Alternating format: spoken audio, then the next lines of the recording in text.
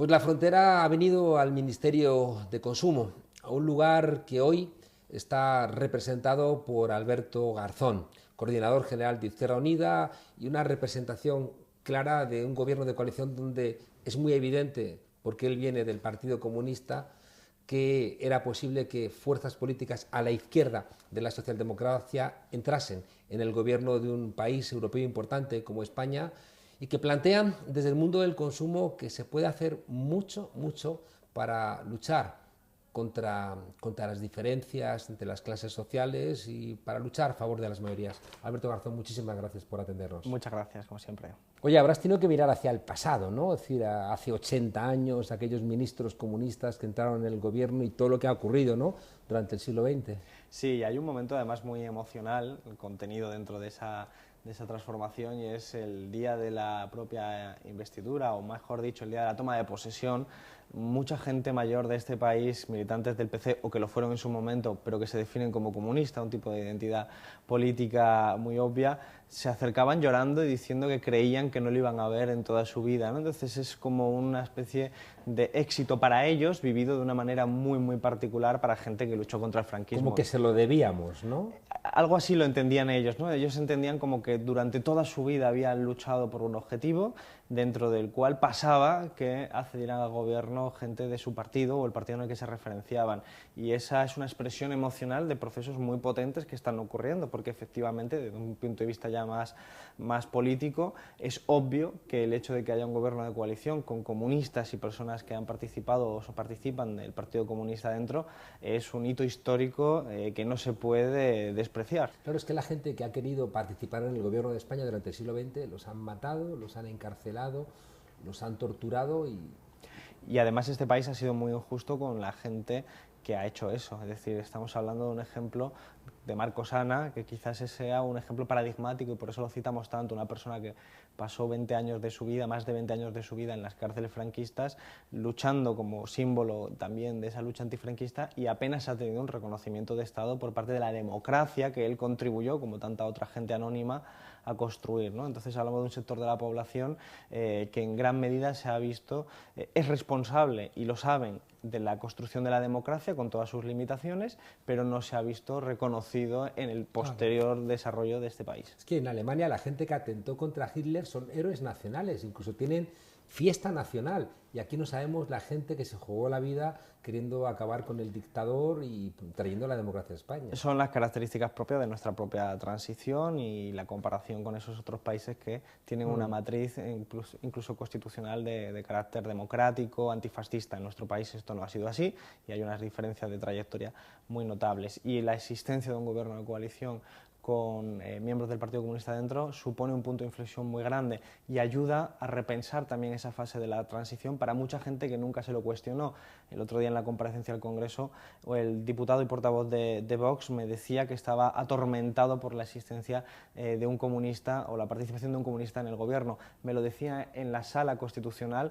Justo detrás mía estaban las fotos o los dibujos, los cuadros de los padres de la Constitución, incluyendo a Jordi Solé Tura, claro, un comunista. Es decir, ayuda también a derribar mitos y a romper argumentarios falsos. Oye, sin embargo, en tu despacho tienes muchos cuadros de derrotas. Me ha llamado la atención, ¿no? Comuneros, Torrijos, una huelga que seguramente la reprimieron a sangre y fuego. Pero quizás fue exitosa. Desde luego las huelgas simbolizan muchas cosas, pero también tienen una gran capacidad de éxito. Pero es verdad lo que dices, la izquierda está llena de una ética de la derrota, conmemora muchas veces elementos de derrota.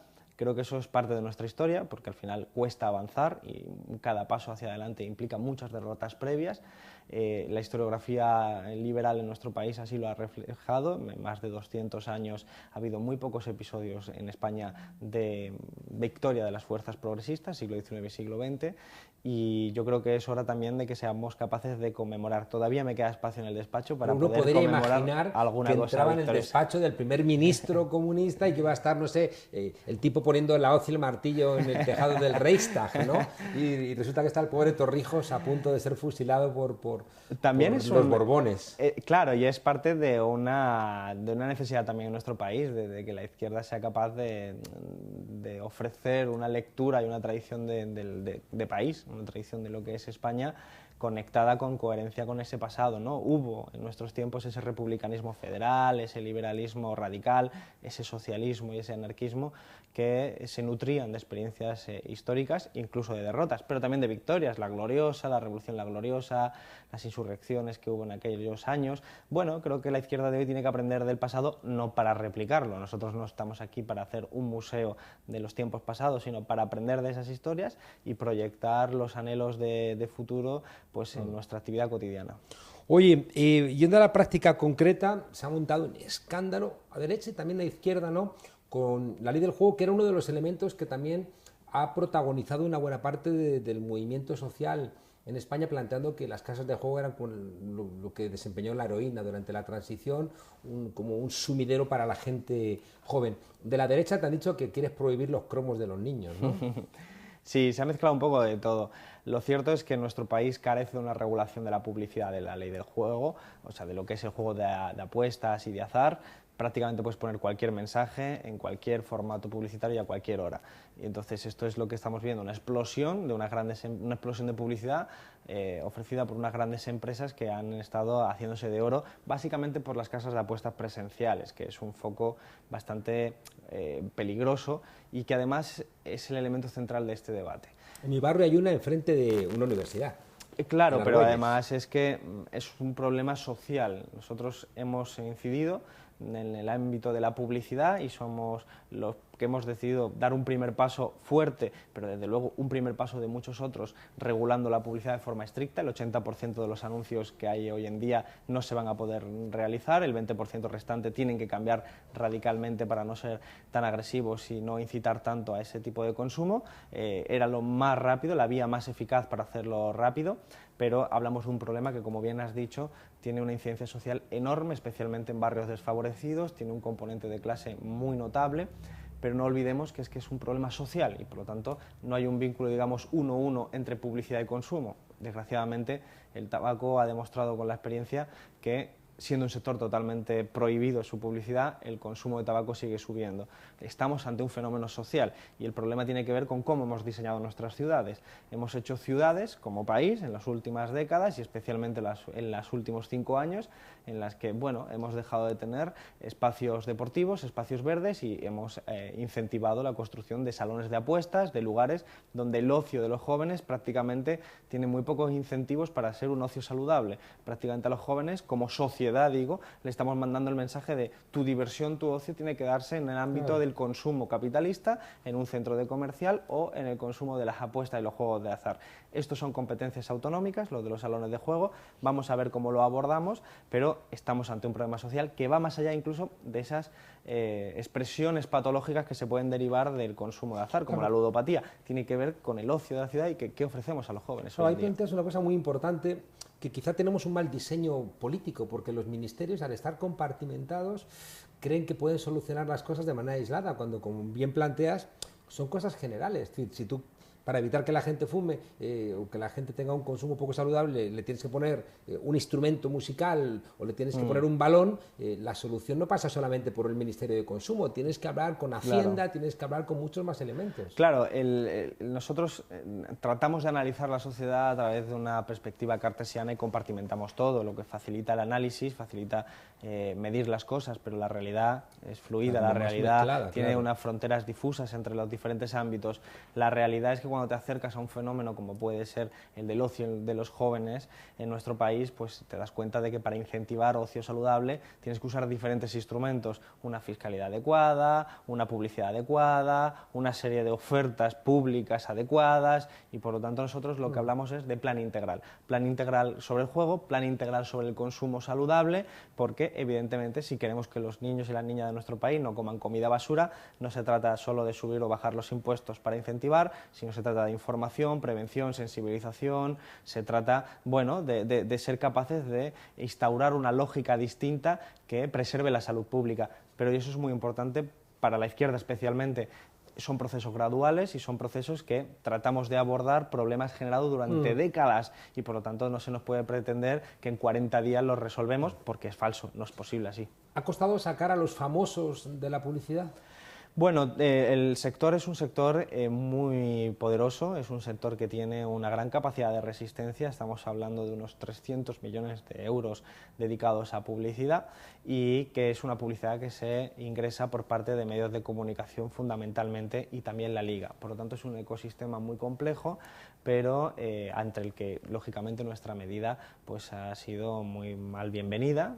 Es verdad que ellos ya la tenían amortizada, hay un acuerdo de coalición que dice que tenemos que regular la publicidad de forma similar al tabaco, por lo tanto ya cuando nosotros tomamos posesión, incluso hubo un desplome en bolsas de algunas de esas empresas bastante notable que no se han recuperado ni probablemente se recuperarán. Sin embargo, el día siguiente, como sí que alguna de ellas no, porque las bolsas reflejan siempre las expectativas de beneficio futuro, entonces en cuanto nosotros llegamos y se hizo público nuestro acuerdo de coalición, cayeron a plomo y luego cuando vieron que el proceso que hemos iniciado por características técnicas es gradual necesariamente, aunque llegue a fin igualmente que se hubiera sido de forma directa, pero en otros tiempos y otros plazos, impuestos por la legislación, tuvieron un repunte y luego volvieron a bajar pues, al calor de también la volatilidad propia del sistema financiero, no solo de la cuestión específica de las casas de apuestas. Por parte de la izquierda también se ha criticado la ley del juego, que como que fue una montaña que parió un ratón.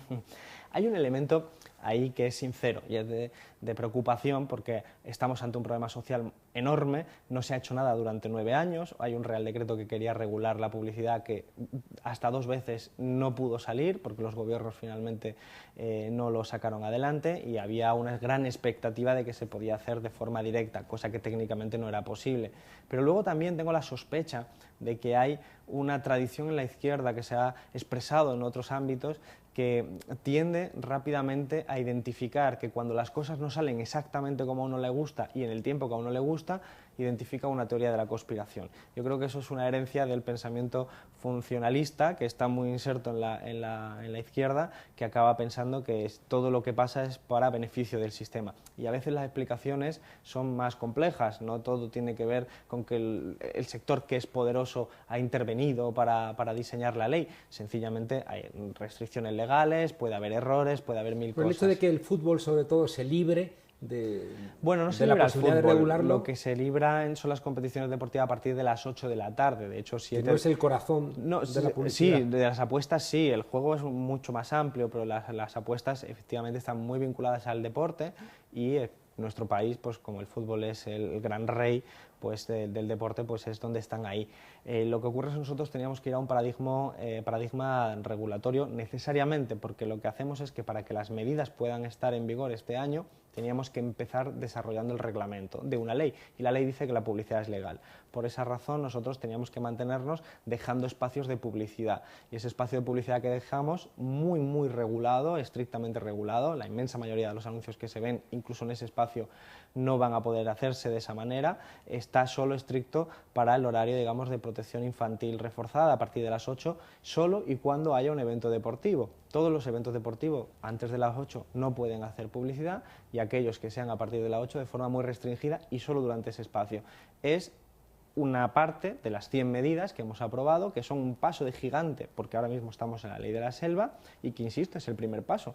Van a venir muchas más, de hecho ya hemos anunciado la de los videojuegos, que de nuevo ha desatado no solo la reacción de la industria, en este caso del videojuego, sino también de medios de comunicación de la derecha política, que ha dicho aquello de los cromos, que el ministro Garzón va a prohibir los cromos infantiles, cuando no hacemos referencia Malditos a eso, comunistas, sino a una herramienta que existe y que genera mucho negocio dentro de los videojuegos, que promueve el uso compulsivo de compras, de microtransacciones, un niño, una niña que le pide 5 euros al padre, 10 euros, para tener una camiseta de un jugador de fútbol que en su juego le va a permitir tener un mejor equipo. Y es azar, tú echas los 5 euros y a lo mejor la camiseta de un buen jugador o no.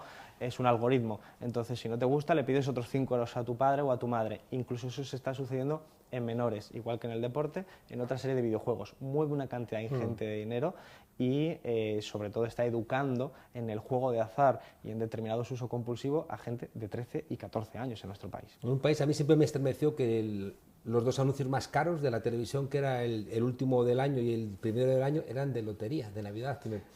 No he dejado de estremecerme que la apuesta fuera, joder, a la lotería, que a alguno igual le va bien, ¿no? Nuestro país es un país curioso.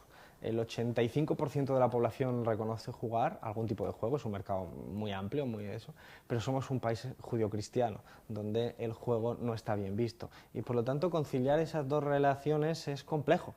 Es complejo. No es como el mundo anglosajón, que tiene las apuestas, por ejemplo, en su ADN, por decirlo de alguna manera, han convivido con ellas y lo tienen muy naturalizado. La legislación sobre juego inglesa o norteamericana son absolutamente laxas. Nuestro país tiene una tradición judio-cristiana.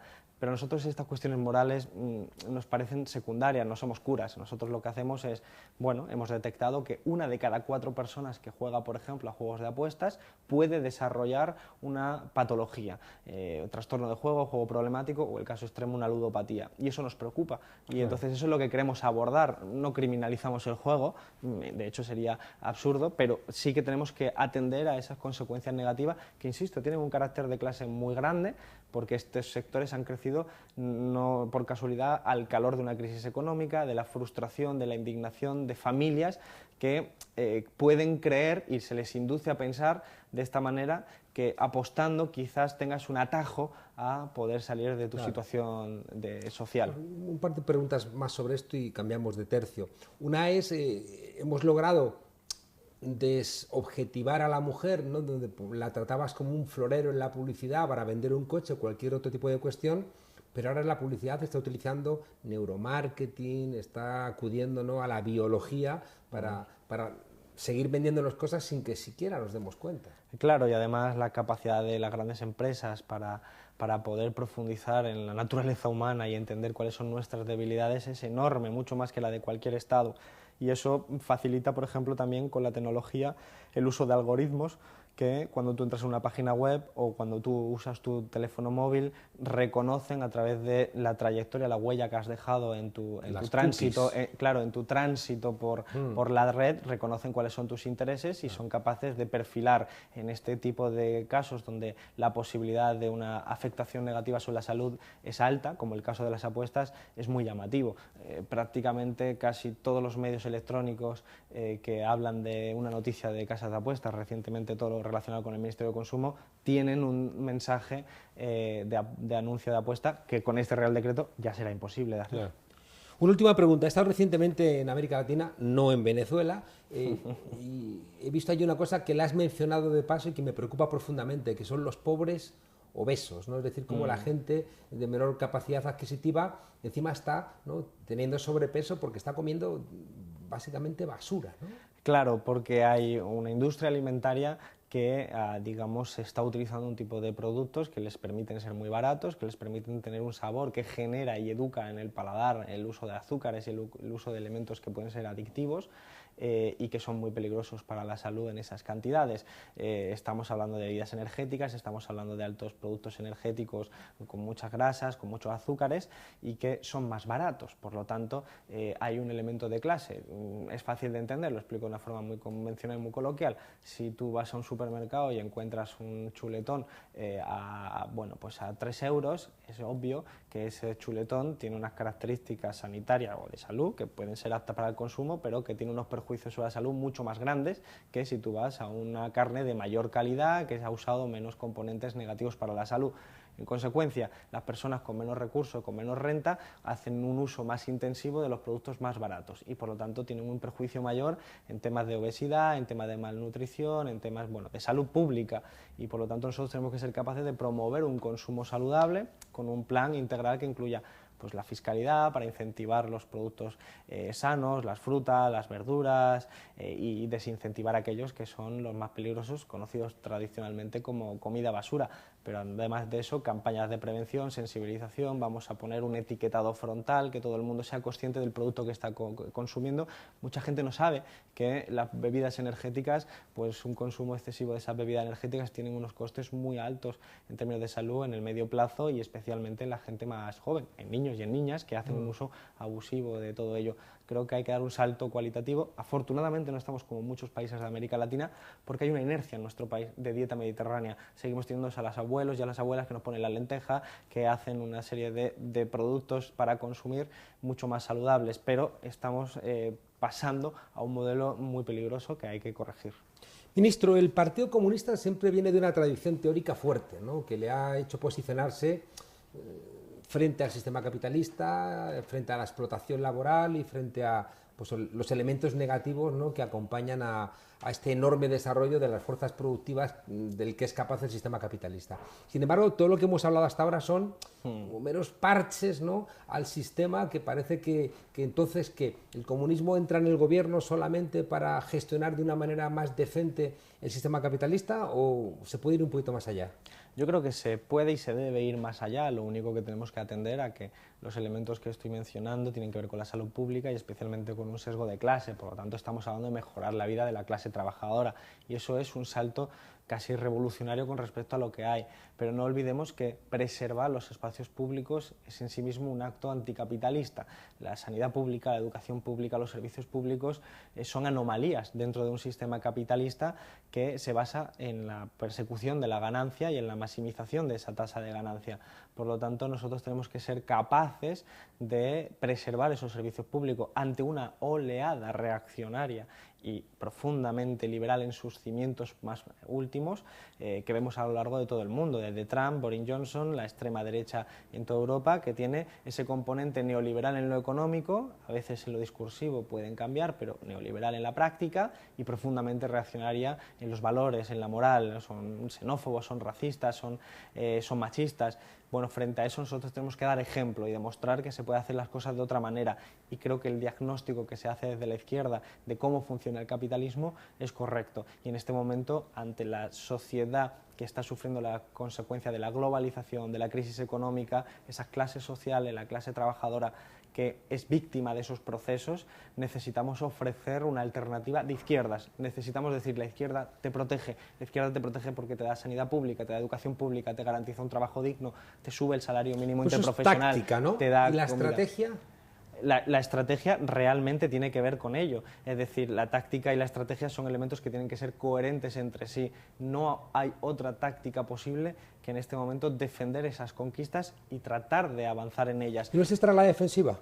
En este momento sí, porque en este momento estamos ante un contexto internacional de ofensiva reaccionaria. No es menor lo que está pasando en Grecia, en Hungría, en Dinamarca, en Estados Unidos, en el Reino Unido o en Brasil de Bolsonaro. Es decir, estamos ante un contexto internacional en el que parece que la derecha ha tomado una posición ventajista de los perjuicios de la globalización neoliberal que la propia derecha promocionó, el neoliberalismo y la globalización. La izquierda ha tenido fases interesantes en América Latina, que desgraciadamente están siendo asediadas en este momento, y nosotros tenemos que ser capaces de, partiendo de la realidad concreta, hablamos de una izquierda en el gobierno dentro de España, hablamos de otras experiencias, creo que la experiencia de Jeremy Corbyn, aunque no ganara, es interesante, la de Bernie Sanders y todo su elemento discursivo es interesante, son focos que de momento vamos en desventaja frente a los gobiernos prácticos, las políticas prácticas.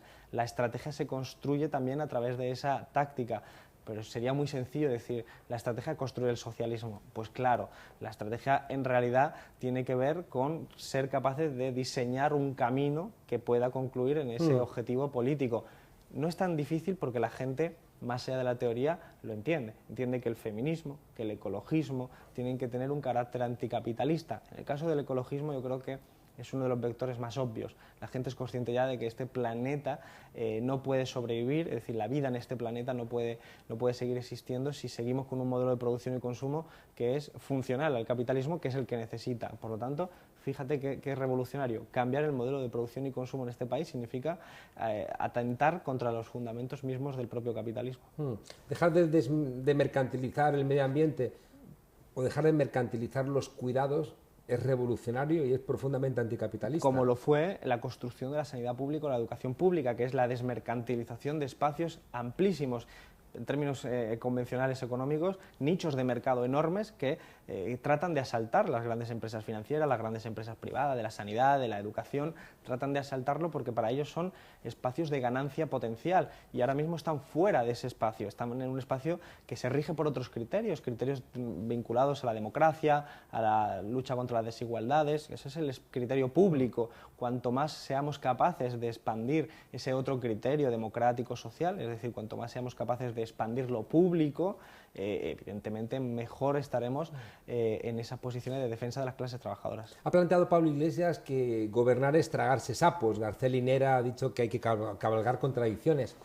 Pero claro, la tentación, ¿no?, desde la izquierda, decir yo no me trago ningún sapo, yo sigo viviendo, ¿no?, en la teoría que es un ámbito incólume, es un ámbito que no le afecta a la realidad y me da tranquilidad, es altísima. Claro, pero no hay nada más revolucionario ni nada más marxista que entender que la contradicción es consustancial a la vida, a la propia biología, a la propia política, a la propia realidad social.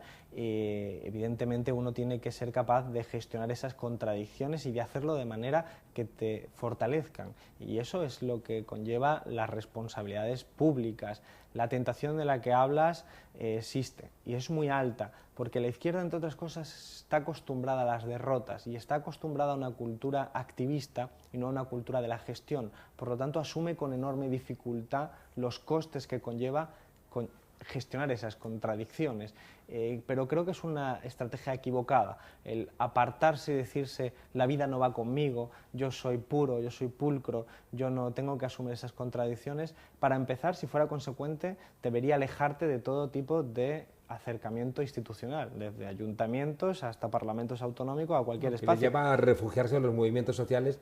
Porque el Estado no es poco. solo, como bien sabes tú, mejor que la mayoría en este país, el Estado no es solo el gobierno, el Estado también son los gobiernos municipales, los gobiernos autonómicos, las instituciones, los parlamentos, la propia oposición es parte del Estado, incluso, si se me permite, en términos muy de Jessop, en la sociedad civil, en términos granchano, también es parte del Estado. El Estado ampliado, claro. Claro, entonces, la idea de yo me refugio en un movimiento social que tradicionalmente en nuestro país es pura descripción empírica, es marginal, es algo que es muy autocomplaciente porque evidentemente te permite conllevar las contradicciones de una manera prácticamente fácil porque no existen, pero no es efectivo. Y la pregunta que nos tenemos que hacer es ¿qué instrumentos elegimos para cambiar la vida de la gente? Y si el instrumento que yo estoy eligiendo es un instrumento marginal, no estoy consiguiendo mi objetivo. Por lo tanto, los instrumentos que debemos asumir, yo creo que tienen que convertir los deseos en realidad. Y eso, normalmente, la historia lo dice así, la vida lo dice así, supone asumir contradicciones. Siempre y cuando esas contradicciones no te lleven por delante, es algo normal. Mancharse las manos, que decía Sartre, ¿no?, frente a, ya digo, ese vértigo, ¿no?, de atreverse a poner en cuestión los propios análisis. Necesitamos Gramsci, necesitamos Walter Benjamin, necesitamos pensadores heterodoxos. Para irnos, ministro, el último socialista antes de Sánchez, ¿no?, que se atrevió a meter gente a su izquierda en un gobierno fue Mitterrand, ¿no? Aquello recibió muchas presiones porque en Yalta y Potsdam, en el año 44 y 45, se estableció que no podía entrar nadie en el campo europeo a la izquierda de la socialdemocracia. Estaba prohibido por el gendarme mundial que era en ese momento los Estados Unidos. ¿Qué perspectivas se abren con tu entrada y con la entrada de Unidas Podemos en el gobierno del Partido Socialista en coalición? Yo creo que nosotros nos estamos metiendo por una brecha no prevista, probablemente porque las contingencias de la política son así. Si Albert Rivera no hubiera hecho la peor decisión táctica de su vida y de la derecha española en este momento, esto sería imposible, sería impensable. También demuestra que los partidos políticos tienen cierta vida y autonomía, pese a que lo financie el IBEX 35. Por supuesto que sí, eso es muy importante que la izquierda lo tome con enseñanza. Tiene que ver con eso que hablaba antes de la metodología funcionalista, de la teoría de la conspiración. Siempre piensa la izquierda que la derecha siempre está muy organizada, que la derecha es capaz de controlarlo todo y que rápidamente compra a los actores. Siempre existen conspiraciones, siempre existe gente reuniéndose, pero la vida es mucho más compleja y la realidad es que hoy nos estamos metiendo por una brecha no prevista, con muchos retos por delante, muchas posibilidades de pisar un suelo resbaladizo y que nos caigamos, muchas posibilidades. pero también existe algo de oportunidad de que podamos no solo superar algunos retos españoles muy importantes, como la cuestión territorial, la cuestión social, sino que seamos capaces de ser una cierta bandera a nivel internacional, de decir, frente al crecimiento de la extrema derecha, España da un ejemplo de hacer las cosas de otra manera. Yo creo que eso es muy importante, porque los contextos son algo que nuestro país no se ha educado a entender, sobre todo la política internacional, la geopolítica.